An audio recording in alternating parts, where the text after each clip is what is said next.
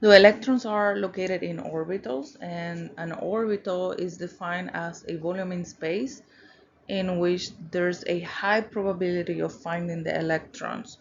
So the atom has the positive particles or the protons in a nucleus in the middle of the atom with the neutrons. And then we have different energy levels in which the orbitals are contained. So we look at this sketch here and we have the nucleus, then we have n equals 1, n equals 2, n equals 3.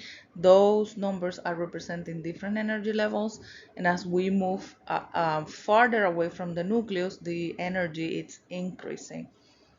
So the quantum numbers are actually telling us a lot of information. For example, the principal quantum number is telling us the energy level or the shell in which the orbitals are located. And then we have the quantum number L, which is telling us the specific type of orbital in which the electrons are located. And then we have numerical value for quantum number m sub l, which is just telling us a specific number of digits. And depending on that number of digits, we're going to determine how many orbitals of each type. For example, when we have an s orbital, we're going to have just one possible value for m sub l, which means that every time that we get to see an s orbital, we have only one of them. So we have s orbitals in the first, second, third, and the fourth energy level, and there's just one s orbital in each of those energy levels. Then we have p orbitals, and for the p orbitals, we have three possible values for that quantum number m sub l, and that means that for the p orbitals we always have three of them. So in every energy level in which we have p orbitals, we're going to have three of them. And then we have 5d orbitals and 7f orbitals. Now I have here listed the different energy levels with the orbitals that we have in each one.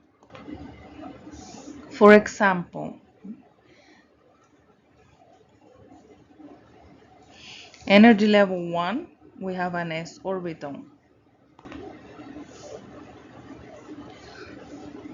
Value for n equals 2, right here. That's representing the second energy level. And on the second energy level, we have s and p orbitals.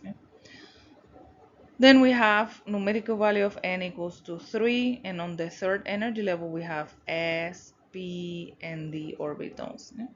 So this is the same thing that we did with the quantum numbers: energy level, which orbitals we have in each energy level.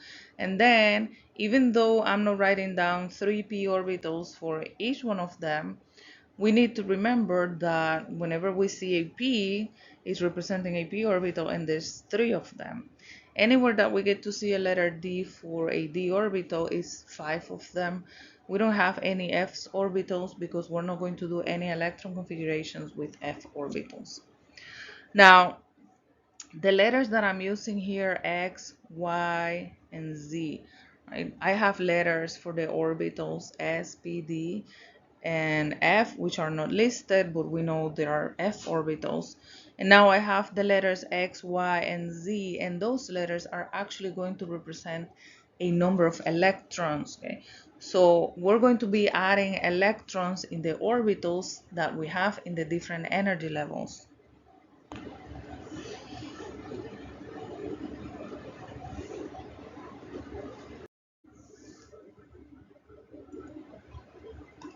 Here we have just a list of rules that we follow to create those electron configurations, right? To place the electrons in the different orbitals on the different energy levels. So the first one is the Pauli exclusion principle, thus telling you that you cannot have more than 2 electrons per orbital. So as we start writing down the electron configurations, I'm going to be reviewing why we're adding this number of electrons here, why we're moving to another energy level. And all of those things are related to this list of rules that we're going to be following. Okay? So no more than 2 electrons per orbital. So what that means is that, for example, when we are looking at an s orbital, we have only one of them. So we cannot have more than 2 electrons per orbital. Since we have just one s orbital, the maximum number of electrons that we can have in an s orbital is 2. We can have an s orbital with 1 electron or 2 electrons, but there's no such thing as an s orbital with 3 electrons or 4 electrons. Okay? Because we can have a maximum number of electrons of 2 per orbital. Now, this is also related to a set of quantum numbers. We cannot have 2 electrons with the same set of quantum numbers. If we have more than 2 electrons per orbital, it will be impossible to have a different set of quantum numbers for the electrons in the same orbital. Okay, so we're going to do some examples at the end. The second one, off-above principle, is just telling you that we fill the orbitals with starting with the lowest energy. So we always start in the first energy level, adding electrons in that energy level, in an s orbital in the first energy level. And in general, because we have exceptions, in general, we fill the orbitals in this order: s, then p, then d. Okay? There's exceptions. Okay? And then the last one, when we have, for example, p orbitals or d orbitals in which we have more than one of them, right? For p orbitals we have 3, for d orbitals we have 5. We're not going to share electrons in the same orbital unless we don't have more orbitals available in which to put single electrons. So for example, when we're looking at the p orbitals, we have 3 p orbitals. Okay? So if I have to put electrons in the p orbitals and I have, let's say, 3 electrons, right? I'm not going to put 2 electrons together in one orbital and then 1 electron in a different orbital. Since I have 3 orbitals available and I'm trying to place 3 electrons, I'm going to put 1 single electron in each orbital because I have enough orbitals to have single electrons in each one of them. Now, if I have 4 electrons to put in those 3 orbitals, then I will have my 3 electrons by themselves, but then my 4th electron, I will have to pair with one of the electrons that I already have in the orbitals. So let's start writing down electron configurations. This is something very simple. I have my list here starting in energy level 1 with 1s orbital, moving to the second energy level, third energy level, and so on. I'm looking at the atom of hydrogen. Okay? Hydrogen is element number 1 on the periodic table. Atomic number 1 means that you have 1 proton. Since it's a neutral atom, you have also 1 electron. So we're going to place that electron of hydrogen in a specific energy level in a specific orbital in that energy level. So I also have here a diagram with the orbitals. So in the first energy level, we have an s orbital right here. So that's what I have right here. On the second energy level, I have s and p orbitals. So I have s and p orbitals. It's 3 p orbitals, so I have 1 line per orbital. S orbital is just 1, p orbitals is 3, d orbitals is 5. On the third energy level, we have s, p, and d orbitals. I'm not showing the d orbitals because we're not going to use them yet. Okay? So I'm going to write down my electron configuration for hydrogen, just 1 electron. Okay? Now, I mentioned the letters X, Y, and Z, right? Which is going to be an actual number of electrons. So when I went over the off-bow principle that's telling us that we cannot have more than 2 electrons per orbital. So when we're looking at the s orbital, since it's just one s orbital, right, the maximum number is 2 electrons per orbital. So when I'm looking at my letter X here, which is representing the number of electrons that I can have in an s orbital, I can have 1 or 2 electrons, no other option.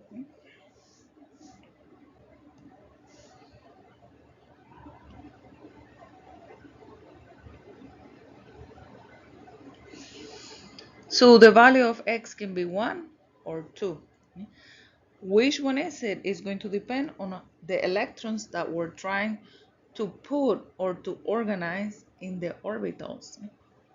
Now, for letter Y, which is the number of electrons that I can put in a p orbital, the p orbitals, you have 3 of them, right? Everywhere on the table, everywhere that we have L equals to 1, we're going to have p orbitals, and that's 3 of them.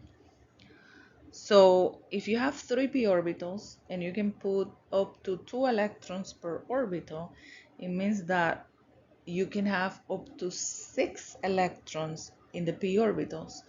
So the number of electrons in p orbitals can go from 1 all the way to 6. You can have 1, 2, 3, 4, 5, or 6 electrons.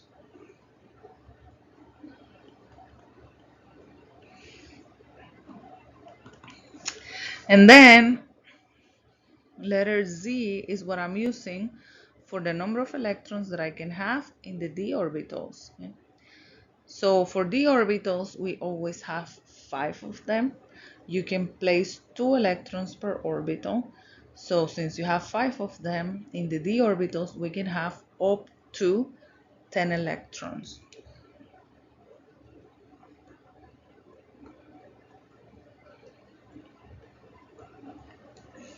So in an s orbital, we can have 1 or 2 electrons. In p orbitals, we can have from 1 electron all the way to 6 electrons.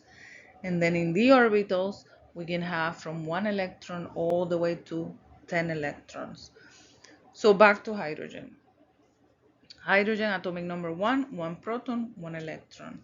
So the electron for hydrogen is in the first energy level in an s orbital, and we have 1 electron. So the electron configuration for hydrogen is 1s1. 1 electron that is located in an s orbital, and that s orbital is in the first energy level. If I want to represent that electron in my diagram here, it's just 1 electron in an s orbital in the first energy level. So we use this symbol here to represent the electron. Okay? So I have 1 electron and it's pointing up for a reason. We can have the spin quantum number has 2 possibilities as the value, -1/2 or +1/2. Whenever the electron is pointing up in your diagram, it means that your spin quantum number is equal to +1/2. Moving to the second element on the periodic table, which is helium. Atomic number 2, 2 protons, 2 electrons. Because it's neutral, we have the same number of protons and electrons. Electron configuration for helium starting also in the first energy level in the s orbital on that first energy level. And now I have 2 electrons, so here I have 2. And it can be 2 because in the s orbital we can have up to 2 electrons. Now when we move to lithium, element number 3 on the periodic table, we have 3 electrons, right? The first energy level, we have just an s orbital in which we can put up to 2 electrons. So the electron configuration for lithium is going to be 1s2. And now after 1s2, right, I need to move to the 2s. Second energy level, s orbital. So a total number of electrons of 3. I already have 2 electrons located on the s orbital that you have in the first energy level. So the third electron is going to be on the second energy level on that s orbital on the second energy level. So the electron configuration for lithium is going to be 1s2, 2s1. That's a total of 3 electrons. 2 electrons in the s orbital that you have in the first energy level, 1 electron on the s orbital that you have in the second energy level. Now the orbital diagram for these two, for helium and for lithium. Helium, 2 electrons in the 1s orbital. So 1s is listed down here. 2 electrons, 1 pointing up, 1 pointing down. That's my 2 electrons that I have right here or right here. For lithium, the first line is going to be exactly like the one that we have for helium. Is 1s2. It's 2 electrons in the first energy level on that s orbital. Now I have 1 electron on the second energy level on the s orbital. So my electron is going to be pointing up. It's by itself. Whenever we place the first electron, always pointing up, a second electron is going to be placed pointing down. So we can have 1 electron with a spin quantum number equal to positive and the other one with a spin quantum number equal to negative.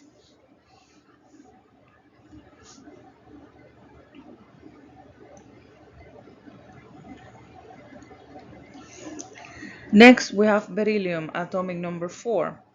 So we have to arrange 4 electrons in the orbitals. So I start again in the first energy level on that s orbital, in which I can put just 2 electrons. And now I still have 2 more because it's a total of 4 electrons. So I move to the second energy level, to that s orbital on the second energy level. So I'm looking at this one right here. In that s orbital, I can put up to 2 electrons, right? I didn't use it with lithium because it's just 1 electron that I need to accommodate on that s orbital on the second energy level because I have 3 electrons. Now for beryllium, I have to actually add 2 electrons on that s orbital, which is the maximum number that I can put on that s orbital. Maximum number of electrons in an s orbital is 2. So I have 4 electrons, 2 electrons in the s orbital on the first energy level, and then 2 electrons here on the s orbital on the second energy level. When I'm writing down my electrons here in the orbital diagram, I have 2 electrons on the s orbital, and I have 2 electrons on the s orbital also, but on the second energy level, for a total of 4 electrons, which is what I have for beryllium.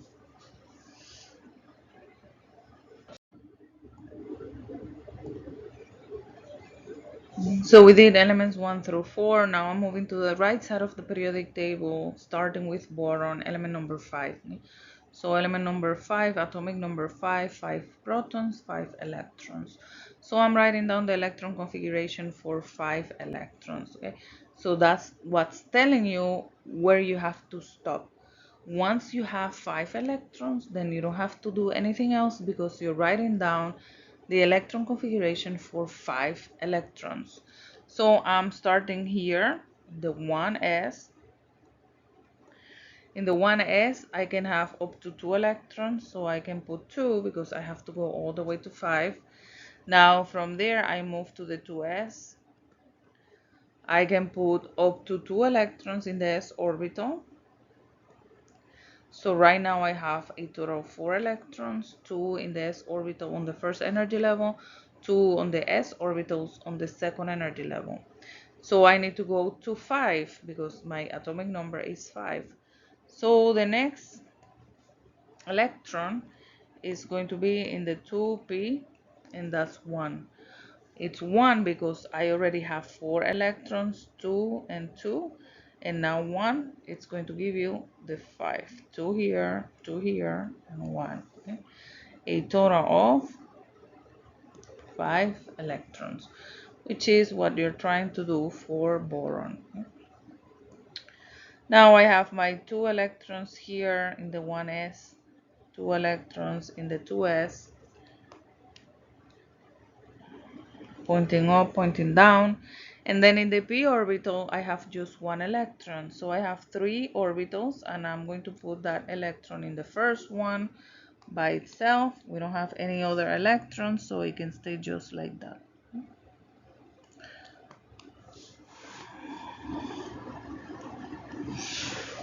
So we move to carbon, and the difference between boron and carbon is 1 additional electron. So I'm not going to keep repeating the same. I'm going just to write down the electron configuration.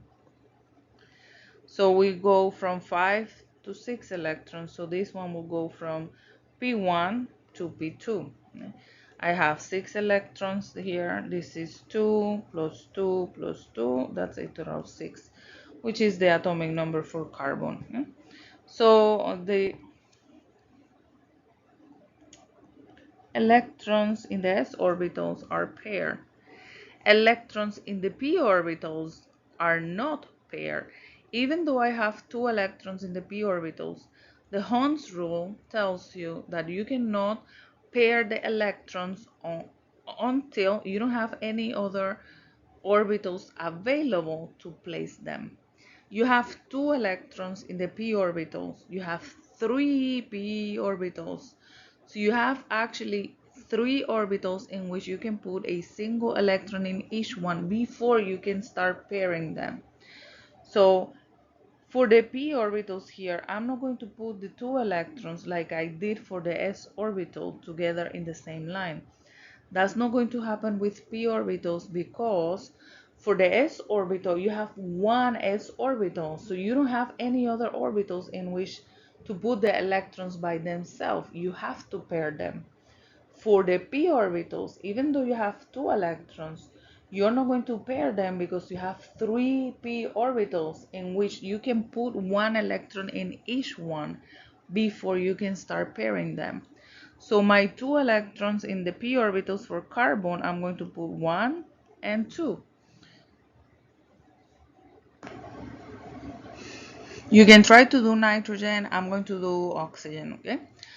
So atomic number 8, I have to write down the electron configuration for 8 electrons. 1s2, 2s2, and I have to go to 8. Right now I have 4 to be 4. So you can add 2, 2, 8. So just following the list here, right? I'm starting in the 1s, 2s, 2p. 2 electrons in every s orbital, up to 6 electrons in the p orbitals. Yeah? So I have my electron configuration for oxygen. Writing down the electron configuration using the orbital diagram. So 2 electrons pair in the s orbitals. First energy level, second energy level. Now my electrons in the p orbitals, right? Hund's rule, 1 single electron at a time, 1, 2, and 3. I just have 3 p orbitals, right? And I have 4 electrons in the p orbitals. So the 3 electrons I can place as single, but the 4th electron I will have to pair because there's no other available p orbital in which I can put that electron as a single electron. So for 2p4, I have 2 electrons that are paired on the same orbital, and then I have 2 single electrons.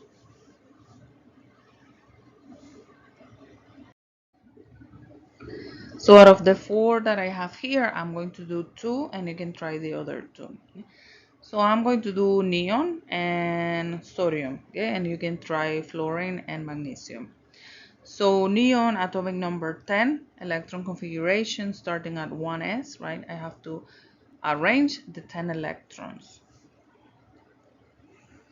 So I'm starting right here. 1s2, then I move to the 2s2, and then I have 2p.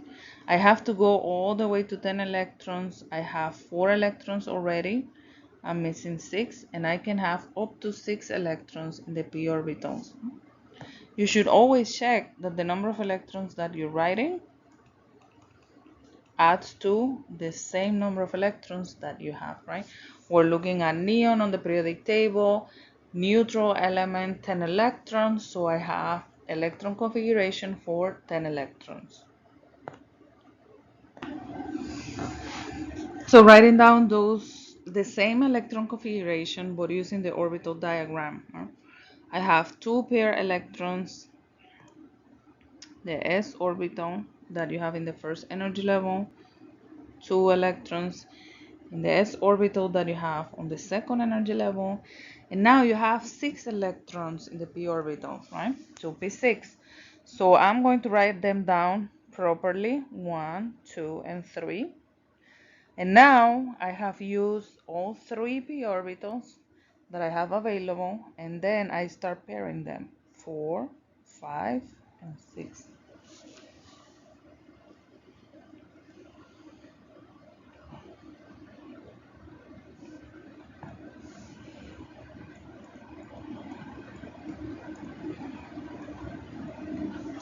The difference between neon and sodium is 1 electron. I'm going from element number 10 to element number 11. Atomic number 11 means 11 protons, 11 electrons. So the same electron configuration that I have for neon, I will have for sodium. I just need to place the 11th electron, right? So with neon, I am right here on the 2p. The maximum number of electrons that I can have in a p orbital is 6, up to 6 electrons, because it's 2 electrons per orbital, and I have 3 orbitals. So I cannot do 2p7 for sodium to complete the 11th electron. I have to move to the 3s. And then I have already 10 electrons, 2, 4, 10. That will be S1, and I have 11 electrons.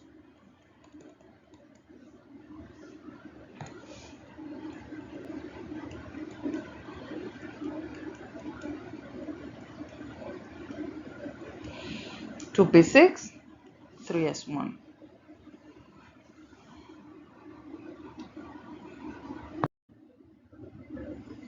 Now the electron configurations can actually be predicted looking at the periodic table. So I wrote down the electron configuration for hydrogen, for helium, for lithium, and probably you don't remember, but no, for hydrogen, I wrote down an electron configuration that was S1. For beryllium, you can check. Electron configuration was ending in S2. Group 1 and group 2 on the periodic table. Remember, these are your main groups. 1, 2, 3, group 8.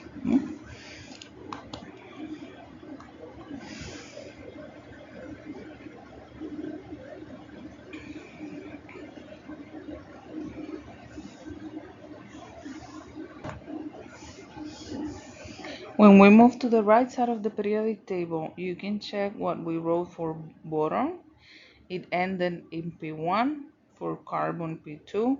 I didn't do nitrogen, but it will be P3. We did oxygen with P4. I didn't do F, but that would be P5. And then not helium, but starting here, P6.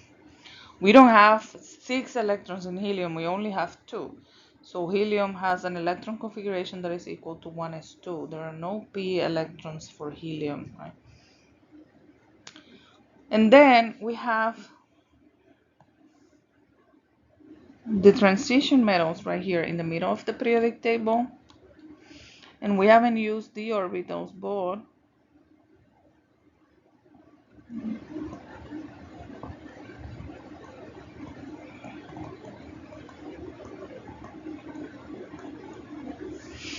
D1 through D10. In the d orbitals, we can have up to 10 electrons because we have 5 d orbitals, and we can have up to 2 electrons per orbital. Right? So we can actually kind of predict the electron configurations using the periodic table. Not just what the group is telling you, but for example, electron configuration for hydrogen and helium for sodium, all of them are going to end in S1, one electron in an s orbital. Group 2, S2, and then we start with P1 all the way to P6 on the right side of the periodic table. Now we have a period number. 1, 2, 3, 4, 5, 6, 7. Electron for configuration for hydrogen is 1s1. Electron configuration for lithium, the last thing that I wrote for that one was 2s1.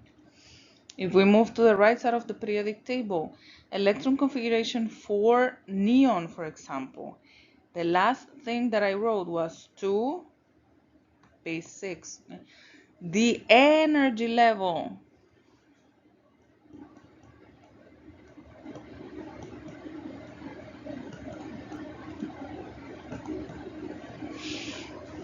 is given by the period number.